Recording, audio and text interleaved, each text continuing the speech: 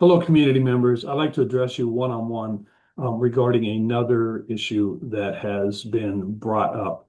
The question comes from Dale Patrick in Dixie Springs.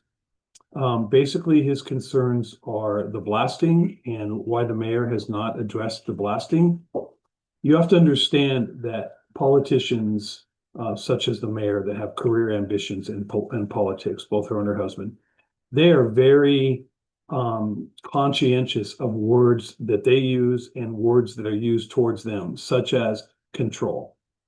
I don't have control of the blasting. I don't have any control of the blasting. Technically, the mayor doesn't have any control of the blasting.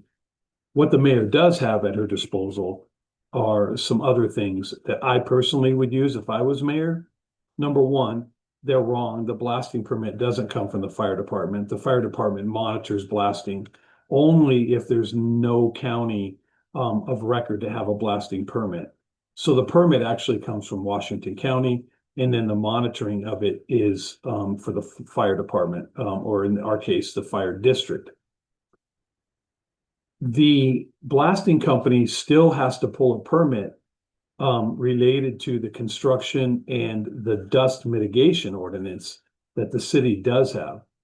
So my first day of being mayor, should you so choose that to happen, I would be on that construction site and I would stop all construction that's going on anywhere in our community where the residents were getting damage to their homes and blasting and dust and everything. So let's understand, this doesn't even pertain strictly to Dixie Springs, okay? This is going on everywhere.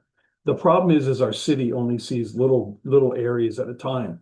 There's people in downtown Hurricane that have no clue what's going on the Sand Hollow Gateway and vice versa. And guess what?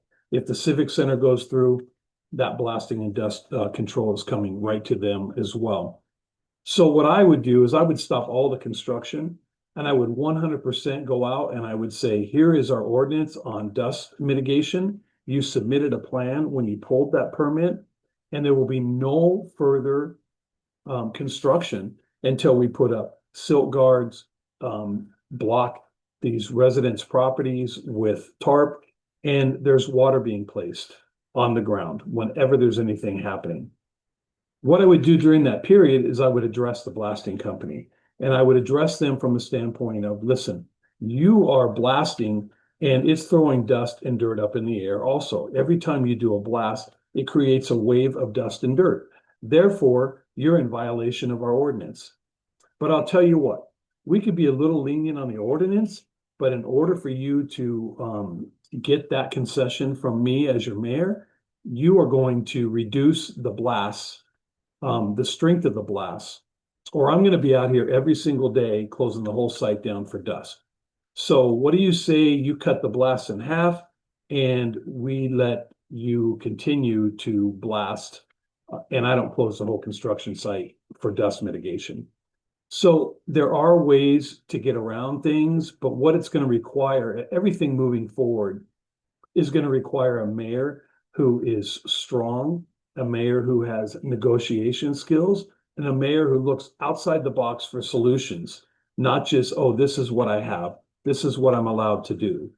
The other thing is it's going to require a mayor that doesn't have political aspirations. Okay, I have no political aspirations. I will do 4 years. I'm not going to accept a salary. I'll donate it all to charity, the veterans park, some things like that. I'm in this just to try to get this thing turned around. And I think it is possible to do it, but I think we're at a crossroads. So that's how I would address the blasting, not just in Dixie Springs, but anywhere it occurs in the city of Hurricane. The number one responsibility of a mayor is to safeguard the citizens from a back the blue police funding standpoint, from construction dust. I mean, there's people here that are having health issues related to this. It's not tolerable. So Dale Patrick, I hope that answers your question on what I would do to mitigate the dust. I appreciate you asking. Anybody else with any questions or comments or anything they'd like me to address, you can email me at crowforchange@gmail.com, or you can call my cell phone number, area code 435-251-0605. Thank you.